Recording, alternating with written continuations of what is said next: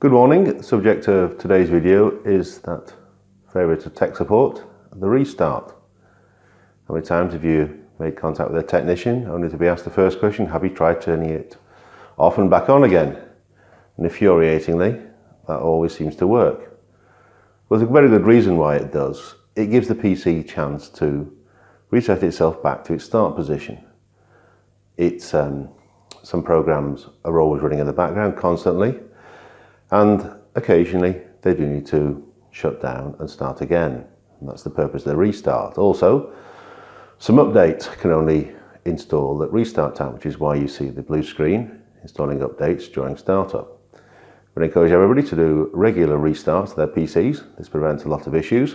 By regular, I mean perhaps daily or bi-daily. If you're having to do it every hour, that is much more likely indication of an underlying issue. But the panacea of all tech support issues, try a restart. Thanks for watching.